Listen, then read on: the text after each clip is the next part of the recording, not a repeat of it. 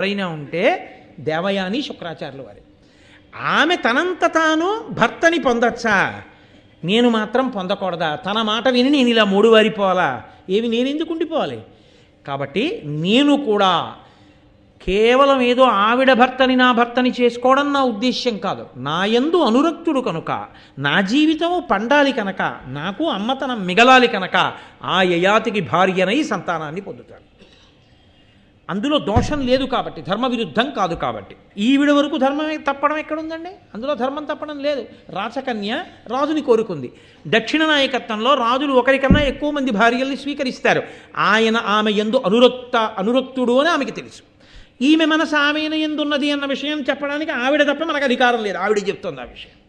కాబట్టి ఇప్పుడు శర్మిష్ఠకి ధర్మం లేదు అని అనడానికి వీలు లేదు. కాబట్టి ఒకనాడు యయాతి మహారాజు ఏదో అలా విహారం చేస్తూ అశోకవనంలోకి వచ్చాడు. ఆ శర్మిష్ఠ కనపడింది. ఆవిడంది, రాజా అని పిలవలేదు, యయాతి అని పిలవలేదు, ప్రియా అని పిలవలేదు.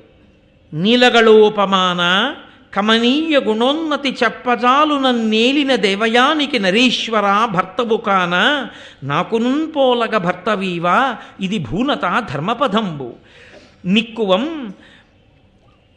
ఆ ఆలును దాసియున్ సుతుడు అన్నవి వాయని ధర్మముల్మహిన్.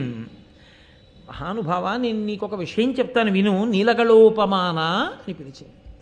నల్లని కంఠమున్న పరమేశ్వరుడు ఎటువంటి వాడో అటువంటి వాడితో సమానమైన వాడా అని పిలిచింది. అది అలా పిలవడం ఏంటి మధ్యలో? అంటే కంఠంలో విషం పెట్టుకున్నటువంటి పరమేశ్వరుడు లోక కళ్యాణం కోసం కంఠంలో విషం పెట్టుకున్నాడు. అది బాధాకరమే ఆయనకి. బాధాకరమైన లోకం కోసం ఆ భారం వహించి ఆయన నీలకంఠుడు అని బిరుదు పొందాడు. నిజానికి నీకు దేవయానికన్నా నన్ను భార్యని చేసుకోవాలని నీ మనసులో కోరిక. కానీ శుక్రాచార్యుల వారి మాట కాదంటే ఇబ్బందులు వస్తాయని నీవు ఆమెని భార్యాస్థానంలో కూర్చోబెట్టుకుని ఎదురుగుండా నేను కనపడుతున్నా ధర్మానికి కట్టుబడి నేను నీ యందు అనురక్తనని తెలిసున్నా ధర్మమన్న గీత దాటకుండా అలాగే ఆ బాధని నిలదొక్కుని నన్ను భార్యాస్థానంలోకి తీసుకోకుండా నిలబడిపోయినటువంటి నీవు దుఃఖమును గుండెల్లో పెట్టుకున్నావు, శివుడు హాలాహలాన్ని కంఠంలో పెట్టుకున్నట్టు. కాబట్టి నీలగళోపమాన, నీతో నేను ఒక ధర్మం చెప్తాను. లోకంలో ఒక వస్తువు ఒకరిదైతే ఆ వస్తువుతో కూడి వచ్చినవి కూడా ఆ యజమానికే చెందుతాయి. నేను ఓ ఉంగరం కొనుక్కున్నాను అనుకోండి, ఓ బంగారం కొట్టుకెళ్ళి. ఆయన ఆ ఉంగరం బరువు తూచాడు, దానికి విలువ కట్టాడు, నేను డబ్బు కట్టేశాను, బిల్లు ఇచ్చేశాడు, ఉంగరం ఇచ్చేయడుగా నా చేతికి.